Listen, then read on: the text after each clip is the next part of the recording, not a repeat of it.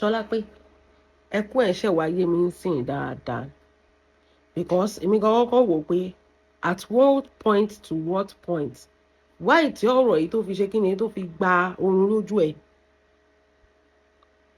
The issue now is because gbogbo èèyàn ló máa ń ṣẹ̀ number one gbogbo èèyàn ló máa ń ṣẹ̀ number two torí pé Sisi Alágbo ń polówó lọ́dọ̀ Mẹ́wàá Láká ó ní ẹni yẹn ń bá tiẹ̀ jẹ́ ó dẹ̀ ń ṣe polówó azaona tí ìbílẹ̀ bá polówó lọ́dọ̀ mọ̀mọ́ wọn wàá sunkún wà bọ́ síta ṣé káwọn èèyàn má ṣèpolówó ọjà torí tiẹ̀ mọ́ ni ṣé káwọn èèyàn má relate torí tiẹ̀ mọ́ ni ọ̀rọ̀ ẹnìkan náà ń sọ ń bẹ̀ ni ṣé ọ̀rọ̀ ẹnìkan náà ń sọ ń bẹ̀ this is jẹ́ kí n sọ kíní kan fún ẹ o ò ní any point you don't have any point against Sisi Alágbo o kàn ń throw tantrums up and down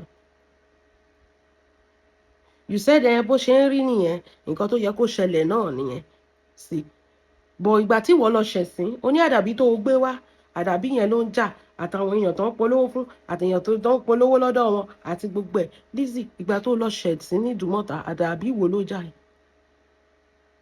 ṣèbí inú ìdílé ni ìwọ wọn kígbe olè mọ́ ẹ lórí every year náà celebrate ẹ anniversary olè tó lọ jà ní Ìdúmọ̀tà tó fẹ́ dáná sun ẹ àdàbí èwo ló ké lórí ẹ̀ ń gbà yìí ọjọ́ tó fẹ́ ṣe ọjọ́ ìbí tó sọ wá tí stásìsì kọ̀ tí ò kọrin fún ẹ àdàbí wo ló ń jà ẹ àdàbí 6 years in marriage tó dẹ̀ ń sunkún lójoojúmọ́ lórí social media tó ò ní sinmi tó fọ́kọ síwín àdàbí èwo ló ń jà ẹ mẹ́rin àdàbí pé láàrin ẹgbẹ́ láàrin ọ̀rẹ́ kò sẹ́nibọ̀dì tó fẹ́ bẹ́ẹ̀ ṣe wọ́n ti cancel ẹ wọ́n ti sọ ẹ́ di wèrè dùn wò kò ṣe bí lọ́mọ èpè tó ń ṣẹ́ àtàdàbí tó ń ṣe kò lè mú everybody náà ó máa báyàn jà ó dẹ̀ fẹ́ expect kí gbogbo ayé bẹ́ẹ̀ bá wọn jà so òun fi kanra mọ́ Sisi Alágbo báyìí torí pé òun bá Mẹ́wàá Lákájà make it make sense ṣé ìbẹ̀rẹ̀ wèrè kan nìyẹn ara alẹ́ ló máa mọ̀ ọ́ sáwọ́dì wèrè lálàtà máa pè é wèrè ló ń dà lọ yìí o Ṣọlá pé àdàbí wo ló ń jà ẹ́ ogun tó wà nù ayé ẹ̀ tó gbé rédíò tèpù dání tó fi di ṣàlàyé àmàmà tó máa rojọ́ kú ni àdàbí èwo ló ń jà ẹ́ bẹ́ẹ̀. If this has nothing to do with anything wàá mú ọ̀rọ̀ tiẹ̀ wàá squeeze ẹ̀ sínú ẹ̀ ṣé ibi tí a wà kọ́ ní ìgbà títí wa Savage títí ẹ̀ leak onítorí pé ó mọ̀ Ìyábọ̀ Òjó ni fídíò ẹ̀ ṣe leak so people should not have any ṣé fídíò gan ṣe ń leak ni they should not have any kini because of you ṣáwọn ló bà tiẹ̀ jẹ́ ni. They should help you to be fighting your battle. Sisi Alágbo has never come for you before.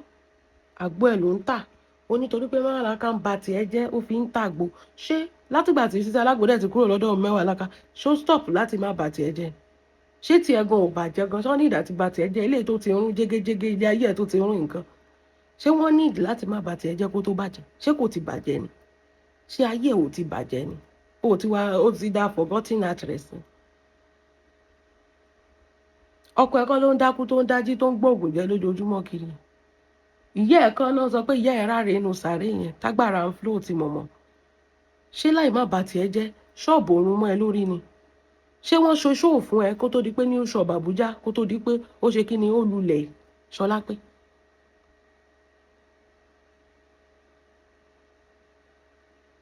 Kò gbé advert fún Mẹ́wàá Láká mọ́ ọ̀dọ̀ ẹlòmíì ni wàá sì ń retí ẹ̀ wàá sì ràn mọ́ gbogbo ayé ló ń ṣẹ̀wọ̀ gbogbo ayé lọ́ta ẹ̀ gbogbo ayé ló ń gbógun tiẹ̀ òkòrò tó jẹ́ ń jẹ́fọ́ ẹ̀ láti ni tó bá pa láti lẹ́nìí wàá ní ìsinmi bẹ́ẹ̀ ni láti ní ìbànújẹ́ tó fi ọwọ́ ara ẹ̀ fà sínú ayé ara ẹ̀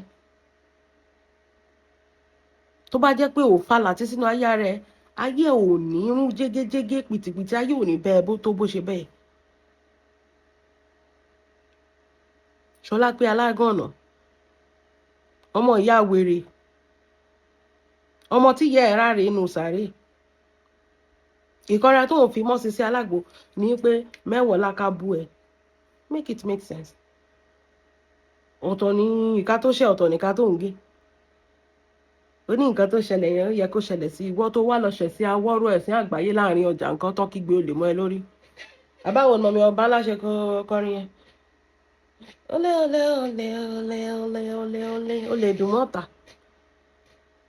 ẹ̀sìn yẹn wọ̀ sí ju kó bó ẹ̀ líìkì lọ ìyẹn ò lè gbàgbé tó máa fi kú tán yaṣọ mọ́ ẹ lára tán tiẹ̀ sáàrin èrò tán kọrin ilé ẹ lórí tí blọ́ọ̀gì gbé newspaper ò lè gbé ẹpọn bọ̀dá ẹnjìníà newspaper ò lè gbé yẹn bọ̀ ẹ̀sìn tó ṣe punch gbé tribune gbé gbogbo newspaper ló gbé owó aṣòṣì mọ́ ẹ̀. ó ní mo sọ pé tó bá yẹ pé ayé ẹ̀ ta sọ́sán o ò ní máa squeeze ara ẹ̀ sínú nǹkan tó belong sí wọ́n ṣe 3 son kí ló dé tó yẹ pé ìwọ ló ká lára kí ló dé tó jẹ́ pé tó bá ń bá mẹ́wàá lágájá bájà on your own terms àṣìṣe alágbó ever come for you this is the reason tádà bí ẹ̀ máa jà ẹ́ ṣíṣe alágbó àti mẹ́wàá láká wọn ò ti mọra wọn rí ni kó tó di pé ìwọ àti mẹ́wàá láká ẹ̀ bẹ̀rẹ̀ sí ń bára yín jà. So if you are going to put the aggression on somebody that did not even know that you and Mewa Laka will fight, that means you are mentally unstable. Selagbo was not even on media like that. Mewa Laka ló gbé wá. As at that time, gan tó gbé wá gan, Mewa Laka ò tí bẹ̀ jà. So tẹ́ bá wá bára yín jà later. Báwo ni ẹ ṣe kàn sí Selagbo? Ṣó yẹ kó predict the future ni? Ṣó lájẹ ni láti lè sọ pé ẹ máa bá lágbájá jà ń gbà báyìí. Ìwọ nìkan ni wàá máa ṣe bí wèrè káàkiri ṣó síkì ni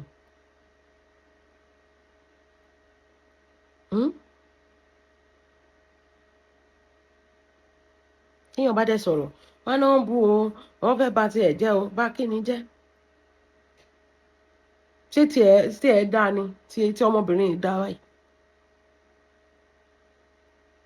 mo tẹ̀ tún rí tó tún gbé fídíò dọ̀kásì síbẹ̀ sórí àìsàn tó ń ṣe ẹ́ kò tiẹ̀ yé wa ó ní kí ẹnjìníà wá wo dọ̀kásì níbi tó ti ń sọ̀rọ̀ àtọ̀rọ̀ mọ̀mọ́ ó pé nǹkan tó dùn ẹ̀ jù kì í ṣe ọ̀rọ̀ Sisi Alágbo lójú ẹ̀ ẹnjìníà kọ̀rẹ́ Mr. Hakeem ṣebí ayé ìgbà yẹn nígbà tí Mewa Laka lé Sisi Alágbo dànù ṣebí ẹnjìníà kọ̀rẹ́ ó wà lọ́dọ̀ ẹ̀ àzàdẹ́ nǹkan dọ̀kásì tí bẹ̀rẹ̀ sí support ẹ̀. Engineer Correct was under your commenting, liking your videos, sharing your videos. Tẹjọ́ ń pín wèrè ṣe láàrin ara yín. Ìgbà tó mọ̀ pé bó ṣe wà yìí kò sógo mọ́ lára ẹ̀. Ó máa báyé ẹ̀jẹ̀ báyé tiẹ̀ ṣe bàjẹ́ ni. Lọ́mọlọ́mọ bá pọ̀ sókè rajà wípé má jẹ́ kí n bó lórí burúkú ṣe. You want people to be around you and at the same time you are not selling. Èèyàn tó bá ti súnmọ́ ẹ kó ti make sure pé ayé òun ti bàjẹ́. Ta ló wọ̀ sí tó ẹ lórí social media Ìṣọlá pé nínú ká tajà ká ṣe gbogbo ẹ̀ ìwọ tó ń talẹ̀ òun wà lọ́ndà comment section nǹkan ẹyọ kan tó mú jáde nínú comment section ó lóore tó kúkú fẹ́ ṣe fún ó ní contract tó fẹ́ gbé fún the only thing tó máa fún ni pé nǹkan tó mú jáde kúrò ń bẹ èpè náà ló má bẹ̀rẹ̀ sí í ṣe ìyẹn Engineer Correct ìgbà tó lọ meet ẹ torí mo mọ̀ pé nǹkan tó ń dùn ẹ̀ nìyẹn. Number one, you did not recognize him. You just push him as if he doesn't exist. Number two, he was not gaining anything. But when he saw better opportunities, but you were shocked.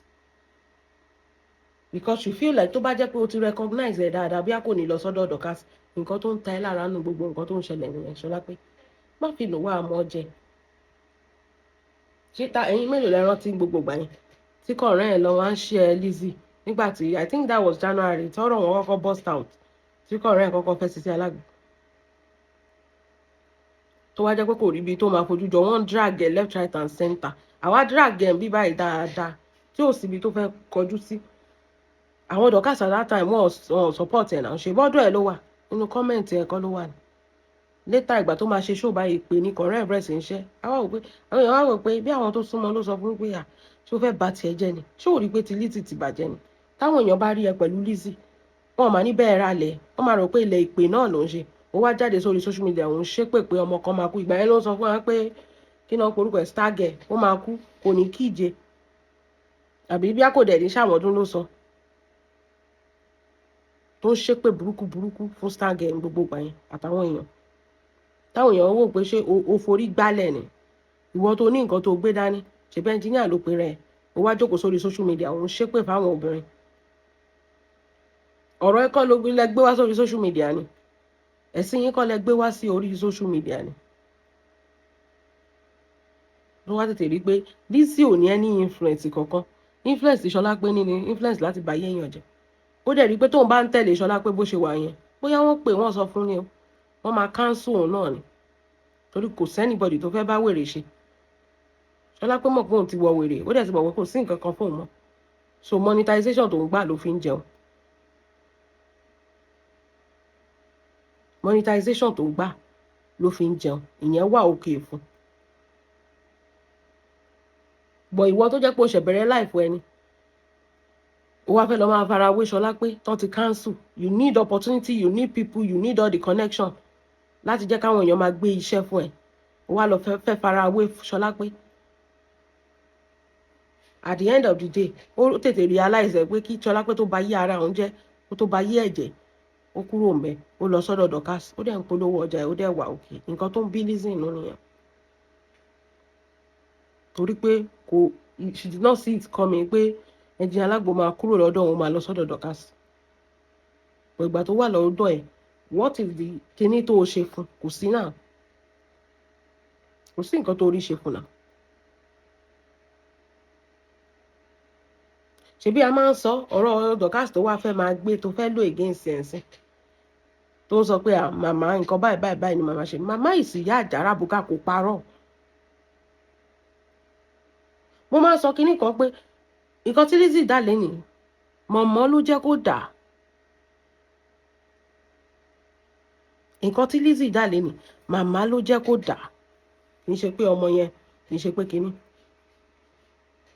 torí Lizzy ń sìn báyìí ó wá ń ṣe bíi pé kinní kò sí rọ́ńbẹ̀ náà ṣé gbogbo ṣóò nǹkan ló ṣe ni ṣé àgbọ̀ gbogbo ṣóò tó ṣe ń gbà yẹn ìgbà tí ìwà tẹ́sábọ́ọ̀dù kọ́kọ́ bẹ̀rẹ̀ sí ń jà ṣé àárí gbogbo nǹkan tẹ́jọ́ ń ṣe láàrin ara yín ṣé àárí gbogbo nǹkan tó review ń pàtì gbogbo àṣírí ẹ̀kan tó wà ń tàlé ni mọ̀mọ́ ló jẹ́ ká mọ̀ tó bá ti ń báyàn jà ó máa lọ máa ra àràbù fún ẹni yẹn ni gbogbo nǹkan tẹ́jọ́ sọ lẹ́yìn kan ló wá sọ fún wa ni ṣé Dorcas fi yẹn parọ́ ni ṣé kò bá tiẹ̀ jẹ́ lóòótọ́ ni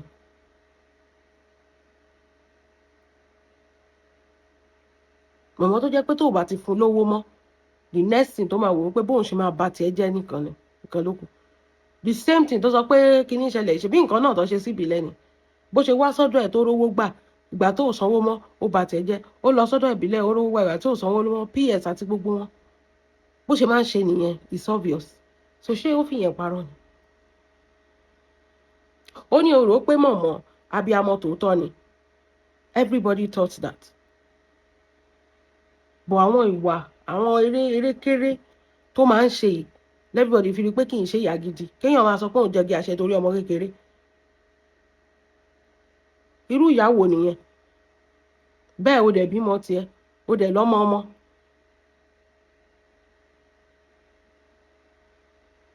kéèyàn máa sọ pé òun jẹgi àṣẹ torí ọ bébí tí ò ṣẹ tí ò ní nǹkan kan ṣèbí ibẹ̀ ló ń kígbe pé mọ̀mọ́ ló kọ́kọ́ bẹ̀rẹ̀ sí ṣépè fọmọ ẹ̀ ṣèbí ìgbà tí mọ̀mọ́ gan tó ń fọ́lù ẹ̀ Lizzy tẹjọ́ ń gba wèrè ṣe láàrin ara yín ṣèbó ṣépè fọmọ Tóyìn ṣèbó sọ lórí ṣóò pé ìwọ ló fóun lówó láti lọ búlì Tóyìn ṣèbó ṣépè fọmọ Tóyìn tí Tóyìn jáde tó wá kéńgbà yẹn torí tiẹ̀ láti please ẹ̀ ṣé ẹ̀ kì í jọ ń ṣe olórí burúkú papọ̀ ni lórí burúkú lẹ́yìn méjèèjì náà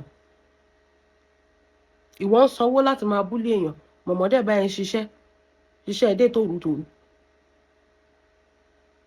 ìgbà tí ẹ wá tọ́nà máa kẹ̀yìn ẹ̀yìn méjèèjì síra báyìí ẹ wá fọwọ́ ara yín ṣe ra yín tó parọ́ ni is that not what happened àbí a ti gbàgbé lórí social media yẹn ìyá ẹ ni òun ni mò ń sọ pé ìyá ẹ ó ní òun ní anybody láti fi ṣèyà ó nítorí ẹ ló ṣe rí àtìyà mistake tó ṣe nìyẹn torí mọ̀mọ́ ìwọ lórí àṣà this is a mother figure mọ̀mọ́ ò ní mother figure ibi nǹkan tó máa jẹ ló ń wá kiri nǹkan tó máa jẹ ló wá dọ́dọ̀ ẹ̀ kò rí as daughter figure kò rí as anything in as much you are paying her she will say anything she will lick your ass ìwọ lórí bíi mother figure kò ń ṣe mother figure ṣebí the same thing tí ìwọ tó ṣẹlẹ̀ sí wọ lọ́dọ̀ mọ̀mọ́ kínní ṣebí òun ló ṣẹlẹ̀ sí Dorcas tí òun náà rí as mother figure at the end of the day ṣèbó lọ jẹ́gi àṣẹ torí ọmọ Dorcas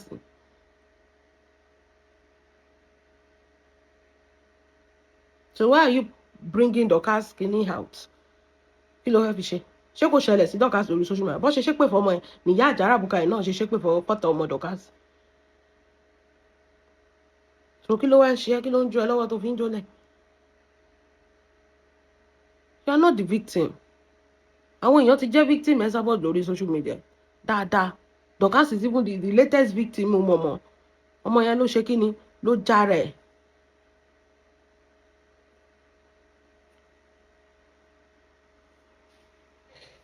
Mọ̀mọ́ àjàrà àbùkà ẹ̀ jealousy ló ń jealous Sisi Alagbo. Gbogbo ọ̀rọ̀ rárá tó ń sọ yẹn.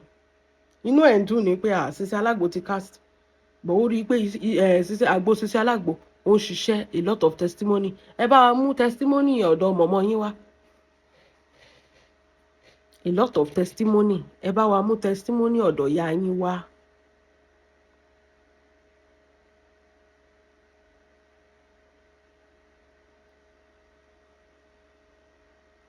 So get Dorcas name out of your mouth. Dorcas kọ́ ló bà tiẹ̀ jẹ́. Ìwọ àti mọ̀mọ́ lẹ́jọ́ bà tara yín jẹ́. Ìgbà tẹ́jọ́ ń pín wèrè ṣe lọ́wọ́ ara yín ẹ̀ mọ̀ àbí? Dorcas did not have anything to do with whatever Sisi Alagbo, her husband and the third person, whatever they were doing to themselves. It's not her business. Kò sí nǹkan tó kàn. Nǹkan ẹyọ kan náà ṣe lọ́dọ̀ ẹ̀ kán polówó ọjà kó dẹ̀ bá wọn polówó ọjà wọn ló bá tán. Can she go into their marriage? Bí Mẹ́wàá Láká ṣe ń trespass nínú marriage èèyàn tó ń sọ pé ọ̀n ti tọkọ ẹ bá lọ. Imagine ṣe èèyàn kan máa sọ pé orí òun burú á sọ fẹ́mi pé Àlàjí ò kì í ṣe ọkọ mi pé àfi tí bá fàlàjì ilẹ̀ sórí ẹ̀ burú ni. Irú relationship lèmi àti ẹjọ́ máa ní tó máa sọ pé ọ̀n ti tọkọ mi bá lọ.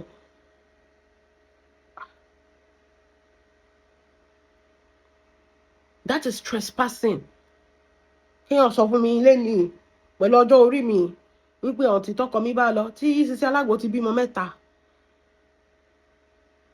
tó ní ọ̀n ti tọkọ ẹ bá lọ. Ìwọ dẹ̀rẹ́ ó lọ ṣe ìyàwó kejì ńlé onílé ni. Ìwọ ló dẹ̀ sọ fọ́bìnrin kan pé kó lé ọkọ ẹ̀ dànù kó wá di olórí burúkú bíi tiẹ̀. Ibi tó wà gan-an gbogbo èèyàn mọ̀ pé inú ẹ̀ ò dùn bẹ́ẹ̀ ni wẹ́pọ̀n kà. Ìjà tí Lizzy bá ní pẹ̀lú ẹ̀ ẹ̀yin méjì lẹ́jọ́ ọmọ bíi tẹ́ ẹjọ́ dì sí orí yín jọ burú papọ̀ ni kò sí nǹkan tó kọ́ anybody.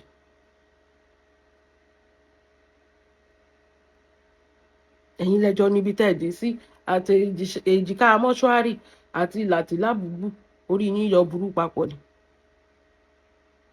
Ẹ má fi ọmọdé yìí ẹ má fi kọ́ bọ́dí ẹ má fi jàjà yín.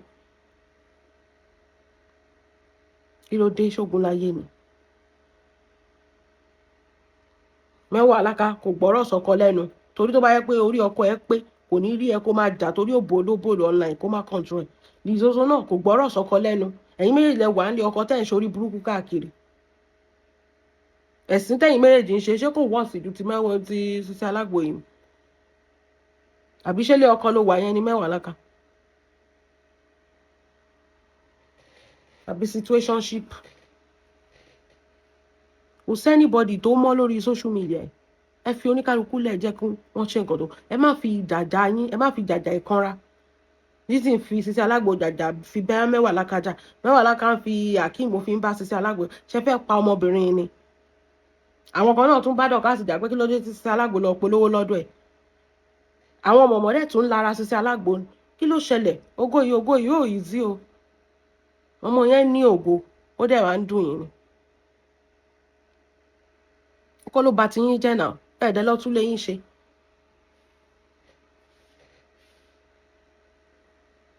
Ẹ̀dẹ̀ ranjú kòkòkò lórí ọ̀rọ̀ ọlọ́rọ̀. Ẹ fọmọ yẹn lẹ̀ ó ti ṣẹlẹ̀. Kí ló wá fẹ́ ṣẹlẹ̀ ńsìn? Èèyàn tí ò bá tẹ́ lọ́rùn kó gbọ́n lọ mọ́ṣúárì lọ. Wọn ò kì í ṣe dandan kó gbélé ayé. Tó bá mọ̀ pé kí nìyẹn ojú òrírí ibi ni kò yẹ kó ṣẹlẹ̀ parẹ́ kó máa lọ. Ọlágbára jókòó síbẹ̀ yẹn á kàn máa wí kọ́tàn. Ṣáà mọ̀ pé you are angry because engineer Koran fi ẹlẹ́ kúrò lọ sọ́dọ̀ Dorcas. Mẹ́wàá Láká is angry with Sisi Alagbo because ó lọ gbé advert fún Dorcas. Torí nǹkan tẹ́ máa jẹ ni gbogbo yín ò ṣe gbọ́n náà. Torí nǹkan tẹ́ máa jẹ ni.